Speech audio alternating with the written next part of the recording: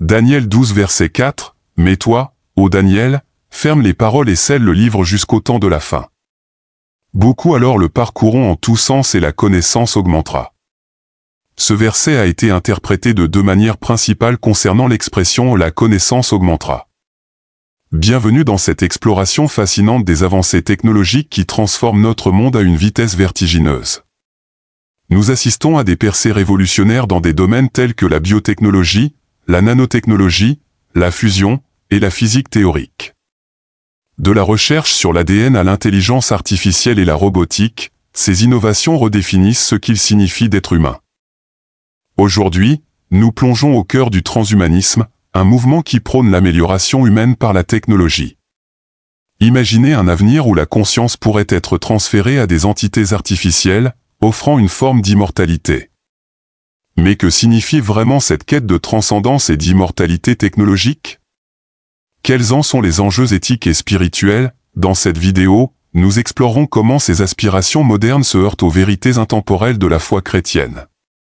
Nous verrons pourquoi, malgré tous les progrès scientifiques, la véritable vie éternelle ne peut être atteinte que par Jésus-Christ. Préparez-vous à un voyage captivant à travers l'histoire. La technologie et la théologie, pour découvrir ce que signifie réellement vivre pour l'éternité, la première interprétation le voit comme une prédiction des progrès technologiques et scientifiques. Cette perspective met en lumière les progrès extraordinaires dans les domaines de la science, de la médecine, de la communication et de la technologie, particulièrement au cours des derniers siècles. La croissance rapide de l'information et la facilité d'accès à la connaissance via Internet et d'autres technologies modernes sont considérées comme accomplissant cette prophétie. La seconde interprétation se concentre sur une meilleure compréhension des prophéties bibliques et des Écritures. Selon cette perspective, à mesure que la fin des temps approche, les gens acquerront des insights plus profonds sur les significations des livres prophétiques de la Bible, y compris celui de Daniel. Cette interprétation souligne l'illumination spirituelle et une capacité accrue à comprendre des parties auparavant obscures de la Bible, en accord avec le contexte selon lequel le livre de Daniel est scellé jusqu'à la fin des temps. Je crois que les deux interprétations sont vraies. L'augmentation de la connaissance a permis à davantage de gens d'accéder et de comprendre la parole de Dieu grâce à la technologie.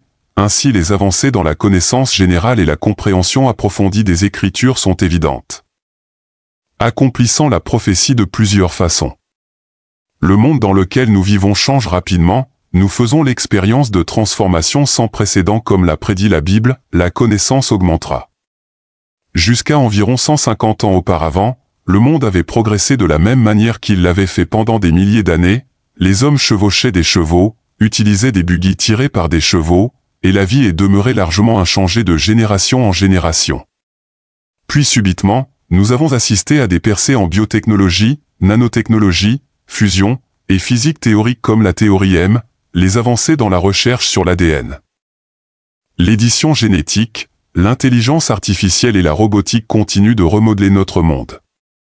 Un aspect frappant de ces changements est l'émergence du transhumanisme.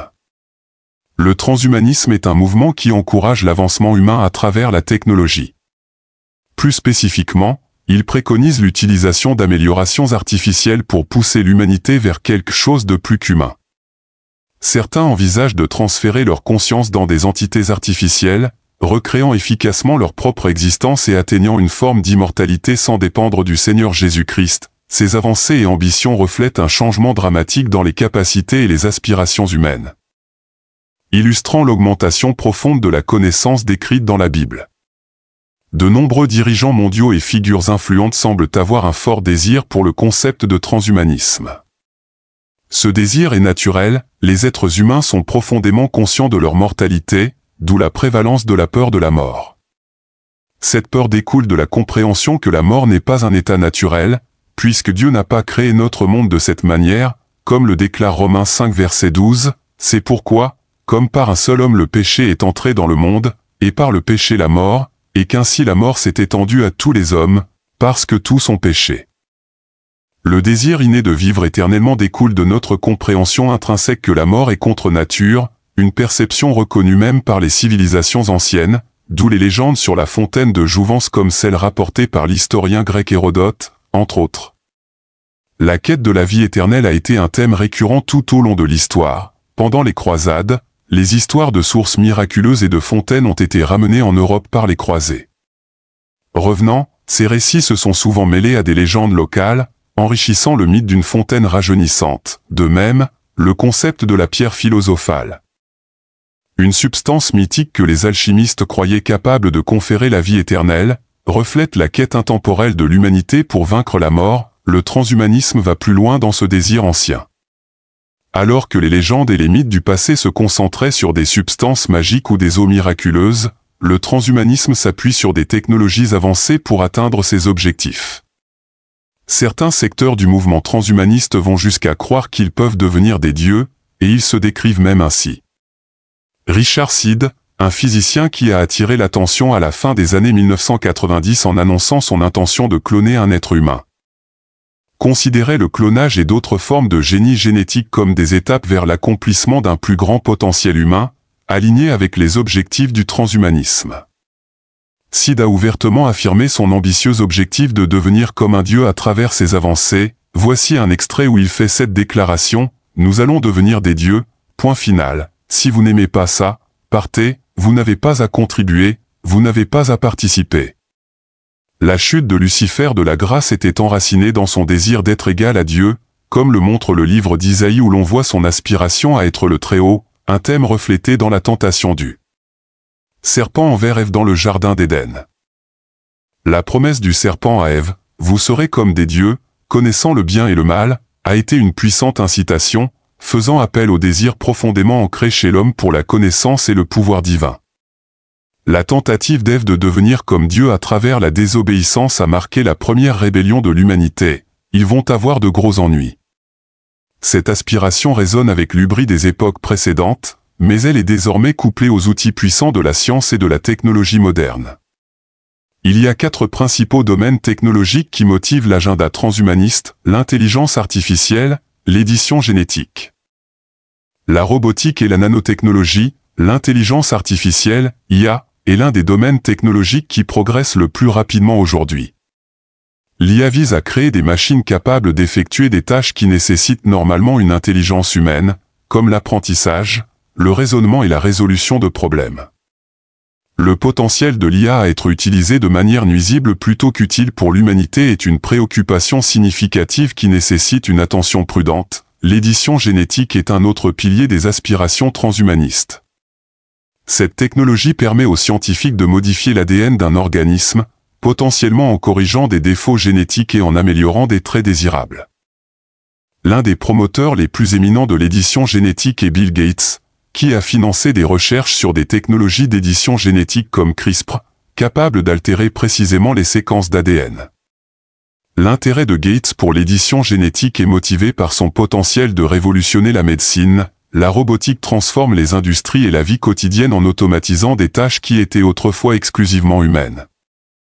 Dans le contexte du transhumanisme, la robotique pourrait améliorer les capacités physiques humaines, permettant une force, une vitesse et une endurance surhumaines. Par exemple, des exosquelettes sont déjà développés pour aider les personnes handicapées à marcher et pour assister les travailleurs dans des emplois physiquement exigeants. Cependant, l'intégration de la robotique dans la vie humaine pose également des défis. Il y a un risque accru de chômage alors que les robots remplacent les emplois humains, et les implications éthiques de la création de robots qui ressemblent aux humains en apparence et en comportement doivent être abordées. À mesure que les robots deviennent plus intégrés dans la société, les questions sur leurs interactions avec les humains deviendront de plus en plus importantes. Les aspirations du transhumanisme vont souvent au-delà de l'amélioration des capacités humaines. Certains adeptes désirent transcender l'humanité elle-même, atteignant une forme d'immortalité voire de divinité. Cette aspiration à devenir comme des dieux est en net contraste avec la compréhension biblique de la vie et de la mort. Ecclésiaste 3 versets 1 à 2 nous rappelle que tout a son temps, et tout ce qui est sous les cieux a son heure. Il y a un temps pour naître, et un temps pour mourir, un temps pour planter, et un temps pour arracher ce qui a été planté. La quête d'immortalité par la technologie est une tentative d'usurper l'ordre naturel établi par Dieu. Alors que le désir de vivre éternellement est profondément ancré dans la nature humaine, les moyens par lesquels nous cherchons à l'atteindre doivent être en accord avec la Bible. La poursuite de devenir comme des dieux, guidés par les idéaux transhumanistes, soulève des questions profondes sur les limites de l'ambition humaine et le rôle de la technologie dans nos vies. L'avènement de la technologie des micropuces nous a conduit dans une ère où les frontières entre la biologie humaine et la technologie numérique sont de plus en plus floues. L'une des avancées les plus révolutionnaires dans ce domaine est Neuralink, une entreprise fondée par Elon Musk, qui a récemment implanté sa première puce cérébrale chez un sujet humain. Ce développement marque une étape importante dans la tentative de fusionner les esprits humains avec les machines. La puce cérébrale de Neuralink, souvent appelée le lien, est conçue pour être implantée directement dans le cerveau afin d'interfacer avec les neurones. Cette technologie vise à permettre aux humains de contrôler directement des ordinateurs et d'autres appareils avec leurs pensées, potentiellement révolutionnant notre manière d'interagir avec la technologie. Les applications initiales de cette technologie visent à aider les personnes atteintes de graves affections neurologiques comme la paralysie en restaurant leur capacité à communiquer et à contrôler des dispositifs. La procédure implique l'insertion d'une petite puce équipée de milliers d'électrodes dans le cerveau. Ces électrodes sont conçues pour surveiller et stimuler l'activité neuronale, créant une interface directe entre le cerveau et les dispositifs externes. Bien que les avancées technologiques de Neuralink et d'autres entreprises soient impressionnantes, elles soulèvent également d'importantes préoccupations pratiques. Peut-on faire confiance à une entreprise pour implanter une puce dans notre cerveau, peu importe leurs bonnes intentions ? L'idée d'avoir un dispositif implanté dans le cerveau par une entreprise soulève la menace de contrôle et de surveillance. De plus, les effets à long terme de tels implants sont inconnus. Comment ces puces interagiront-elles avec le cerveau sur de longues périodes? Quels sont les risques potentiels de dysfonctionnement ou de piratage? La Bible prévoit dans Daniel 12 verset 4, « Et toi, Daniel, tiens secrètes ces paroles, et scelle le livre jusqu'au temps de la fin. » Plusieurs alors le liront avec soin, et la connaissance augmentera. Nous assistons indubitablement à une augmentation sans précédent de la connaissance et des avancées technologiques. En regardant vers l'avenir, il est presque impensable de prédire à quoi ressemblera le monde dans 10 ans. Le rythme rapide des progrès technologiques suggère que nous verrons encore plus d'intégration des systèmes numériques et biologiques. Imaginez un monde où les puces cérébrales deviennent aussi courantes que les smartphones, où les pensées humaines peuvent être surveillées et influencées par des dispositifs externes. Ce scénario, bien qu'il semble tiré par les cheveux, devient de plus en plus plausible. La quête de devenir comme des dieux n'est pas nouvelle. Tout au long de l'histoire, les humains ont cherché des moyens de transcender leurs limites et d'atteindre une forme d'immortalité. Le transhumanisme, avec son accent sur l'amélioration et l'extension de la vie humaine par la technologie, est la dernière manifestation de ce désir ancien. L'histoire de Nimrod et de la tour de Babel offre un parallèle frappant à notre poursuite moderne de pouvoir divin à travers la technologie. Nimrod, décrit comme un puissant chasseur et roi, a conduit le peuple de Babel à construire une tour qui atteindrait les cieux. Cette construction n'était pas seulement un exploit architectural, mais un symbole du désir de l'humanité de s'élever au-dessus de Dieu. Dans Genèse 11 verset 4, le peuple dit « Allons. Bâtissons-nous une ville et une tour dont le sommet touche au ciel, et faisons-nous un nom, afin que nous ne soyons pas dispersés sur la face de toute la terre. » Leur intention était d'atteindre la grandeur et l'immortalité selon leurs propres termes, indépendamment de Dieu. Cette hubris a conduit à l'intervention de Dieu, confondant leur langue et les dispersant à travers la terre. La tour de Babel témoigne des dangers de l'orgueil humain et de la futilité de tenter de usurper la place de Dieu, la volonté de fusionner avec l'IA, d'améliorer nos corps par l'édition génétique et d'atteindre l'immortalité par des moyens numériques sont des manifestations modernes du même désir de se faire un nom dans notre monde en rapide évolution. La quête de la vie éternelle a pris de nouvelles formes, mais au milieu de ces merveilles technologiques et du désir de transcender nos limitations mortelles, c'est crucial de se rappeler que la vraie vie éternelle ne se trouve pas dans la fusion avec les machines ou dans l'altération de notre biologie. La vraie vie éternelle se trouve en Jésus-Christ.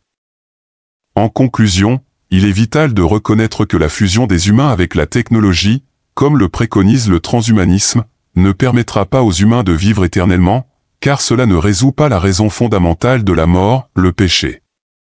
Comme le dit Romains 5 verset 12, c'est pourquoi, comme par un seul homme le péché est entré dans le monde, et par le péché la mort, et qu'ainsi la mort s'est étendue sur tous les hommes, parce que tous ont péché. Les technologies et les progrès humains ne peuvent pas résoudre le problème du péché.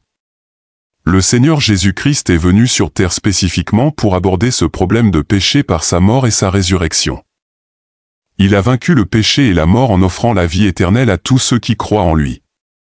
Comme le dit Apocalypse 21 verset 8, « Mais pour les lâches, les incrédules, les abominables, les meurtriers, les impudiques, les enchanteurs, les idolâtres, et tous les menteurs, leur part sera dans les temps ardents de feu et de soufre, ce qui est la seconde mort, Jésus-Christ est le vivant. » Il a dit, « Je suis le chemin, la vérité et la vie, nul ne vient au Père que par moi. » Il a déclaré, « Je suis venu afin que les hommes aient la vie, et qu'ils l'aient en abondance. Il est aussi la résurrection et la vie, celui qui croit en moi vivra, quand même il serait mort. Et quiconque vit et croit en moi ne mourra jamais. Jésus est le pain de vie, celui qui vient à moi n'aura jamais faim, et celui qui croit en moi n'aura jamais soif. Il est le pain vivant, descendu du ciel, si quelqu'un mange de ce pain, il vivra éternellement, il est le vivant, et j'ai été mort, et voici, je suis vivant au siècle des siècles, je tiens les clés de la mort et du séjour des morts, tout ce qui vit provient de Jésus-Christ. Tout tourne autour de lui, toute la Bible parle de lui. Nous avons été créés pour le connaître, et connaître le Seigneur Jésus-Christ, c'est l'aimer. On ne peut pas vraiment connaître le Seigneur Jésus-Christ et ne pas l'aimer.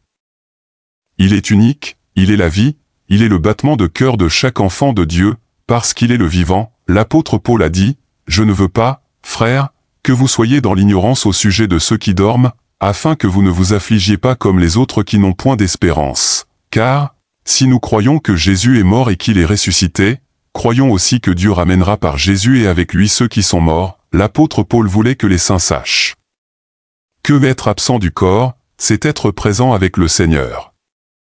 À cause de ce que Christ a fait à la croix pour nous, vous et moi avons l'assurance de la vie éternelle, et ceux qui meurent sont endormis en Jésus.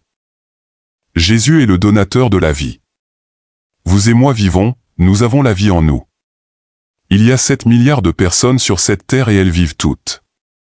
Les anges sont vivants, les chérubins sont vivants, mais il n'y a personne dans cet univers qui ait la vie comme le Seigneur Jésus-Christ.